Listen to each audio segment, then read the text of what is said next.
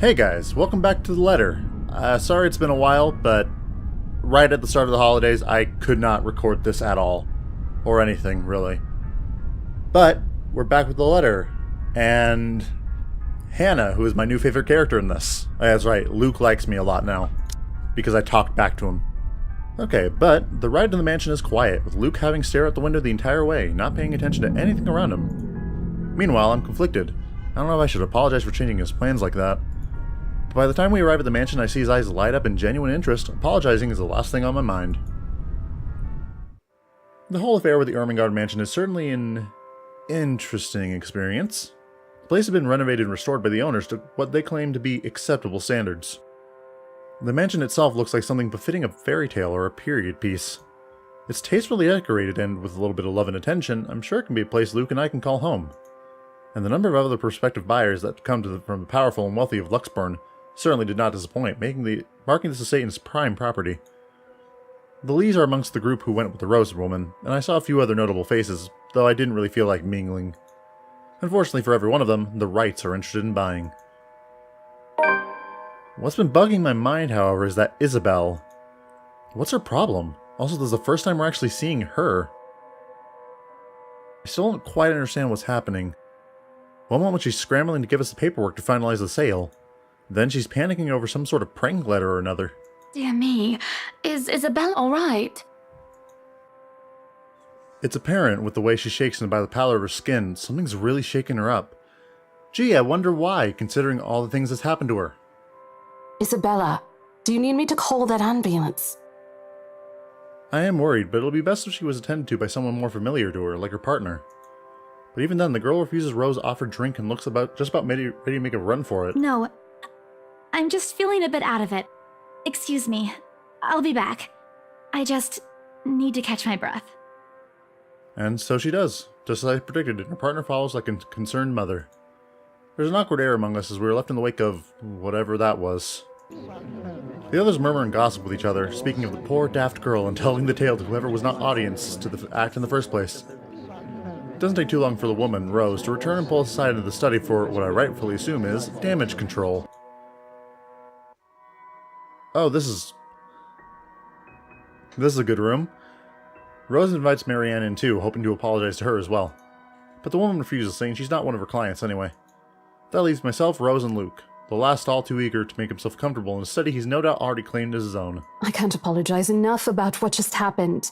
Please forgive Isabella. She's been under a lot of pressure lately. She's young and all those rumors about this being haunted just got to her head. And it must be this terrible heat too. Not a drop of rain for days now. Are you sure it is wise to just let her go like that? Where is the poor dear? She might get hurt. She's more likely to hurt somebody else, given what just happened. I told her to sit down and take a break. Already rang someone to pick her up too. That might be for the best, dear. But please, we're here to talk about the mansion, yes? Why, I absolutely adore it. Don't you, Luke? Some of the rooms will certainly have to be repurposed. We want to change the appliances and have Marianne lead on the decor, but the whole thing is just lovely. I guess. It's certainly a lot roomier than our penthouse. Gee, I wonder why. Exactly. Lots of space for guests, parties, a lot of room for little ones to run around too. Let's not discuss that right now, Buttercup. Oh my dear. Anyway, I do think it would be a shame to let this mansion slip past us. But you haven't even finished touring the house. Well, we like what we've seen. I am making your job easier for her, am I not? No need for loans or long price negotiations. We can just sign a contract and close the deal. Really, you'd think a woman would be more happy about an easy sale. I know how these estate agents worked, how long they had to wait and how much they had to spend even for a single sale. Why, she should be jumping for joy right now. I'm sure the commission on the mansion is nothing to sneeze at, even if she has to split it with the Isabel girl. Do you think we could have horses here? Yes, those do sound nice, love. Anyway, if anyone else is interested in buying this property, I assure you that I'm able and willing to give a better offer. A vineyard would be nice. Or maybe Maybe a what? And we do reward our people quite generously, Rose. So if I were you, I would start on that paperwork. Helicopter pad. Luke, okay, listen. You're a piece of shit. But I can't help but say that you're actually kind of fun. And he looks so pleased with himself. I pause. And there's a small moment of complete silence where Rose and I just stare incredulously at Luke. It's an unspoken understanding, a rule between the two of us that we have to put on an act. With our social standing, where image matters, it's also important to avoid making enemies. And to follow this rule is an easy feat for me. From youth, I have been well-trained social butterfly, gracious and graceful. Luke, on the other hand... Oh, wait, what, Luke? No, what? Whatever would we need a helipad for? Well, he likes to play the fool sometimes, even if he's anything but. As he throws me a wry smile, I shake my head and beckon Rose over. This is to be our home, and there's nothing she or anyone else can do to change my mind. This is a place that speaks of power and importance, and at the same time of safety and comfort. Perhaps we can even have our family here. There's definitely no better gift than this for our special date. Why, everything here is just absolutely wonderful. Oh, Jesus! Hannah? That's not a painting. That is not a painting, Rose. Hannah, whatever your name is, all three of you should just get out of this mansion right now. It looks like a bad fake of an Edvard Munch painting. Here's the deal. I'm willing to pay 10% higher than your listing price. If anyone tries to outbid us, just add another 5%. I doubt anyone can, of course. Or, you know what?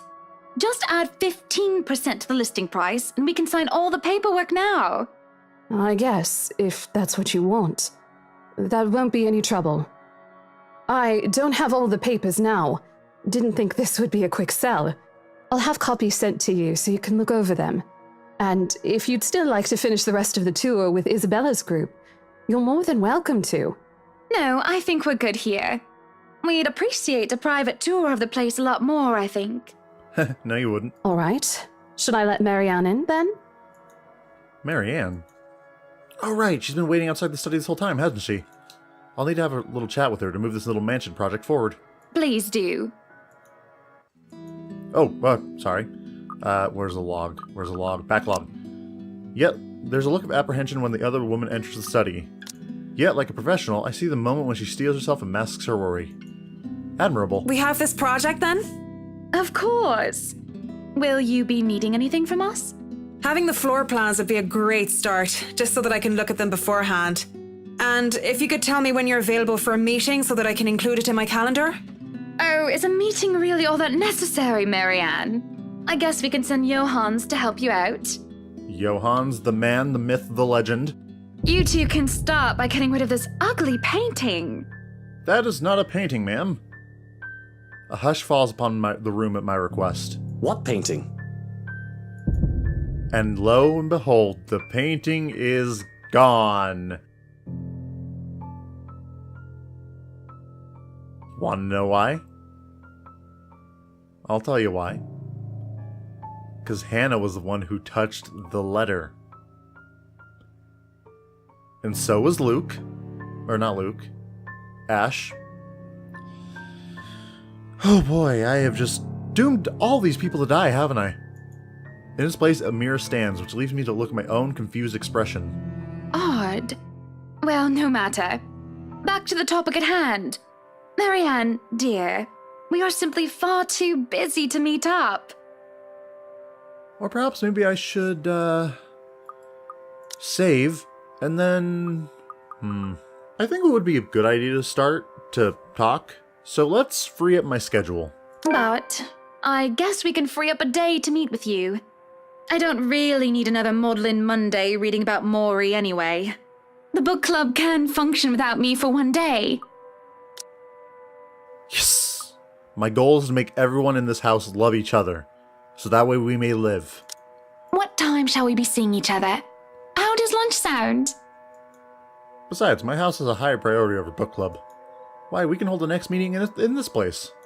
Surely the beauty and grandeur of it all will inspire spirited and lively debates about whether modern-day riders can match up to the classics. I might as well clear up the rest of my week to handle whatever affairs buying this mansion requires of me. Any social activity can be put off until the Ermengarde, or rather the Bright Mansion's great debut. I'll have to fill my great parties of gatherings, especially when I can organize them myself. That sounds good. Although, with a project of this scope, we might need most of the day to tackle your concerns. A more thorough inspection of the place is also preferable. Breakfast then! It's a date. Yes! It's really not. Marianne, I love you so much. All right, Monday, 10 o'clock sharp. We'll see you then. Actually, Marianne suggested that we meet at 9, but who's even awake at that unholy hour? I was lucky enough to wake up this morning before Luke went all the way to Cardiff. We say our goodbyes, shake hands, and make it clear without outright saying it that we now own this house. By the time we left the mansion grounds, sunset is almost upon us. So, you really want to buy this place then? Indeed. That's a bit of a big impulse buy, even coming from you. Not that I'm complaining. I feel elation when I hear those words from him. It's not every day one is able to please someone like Luke. He gives away false flattery to sway those who starve for his attention and approval. But in the privacy of closed doors, he would often express his grievances. He neither censored himself in front of me, nor spared me from his criticism. You have been saying the penthouse was getting a bit too small for you. Happy anniversary! Oh. That time of the year already? Oh my god, this man. He forgot about it last year, too. I understand that he's a busy man, but... Is that why you want to buy it? Yes. You don't like it? I do. But I remember you used to talk about how you wanted to live next to the beach. Botany Bay, Kent. I remember the sea, water that stretched on for miles and miles, as far as the eye can see. As a kid, I loved our beach trips, swimming all day as much as I could. I was a well-behaved child, and the only time it was ever truly difficult was when I refused to get out of the waters, even when my fingers gone all wrinkly. And even when they managed to pull me out of the water, there was always sandcastles.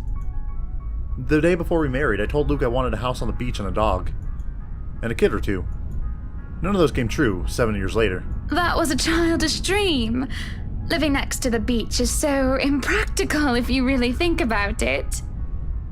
Although I do have to give him points. He remembered something she said 7 years ago, right before their wedding. So, you know, he does remember some stuff. I don't know. It's not a bad thought to see you in a bathing suit every day. And that's why he remembered it. Never mind, I take it back. Maybe another time, love. We still have forever, don't we?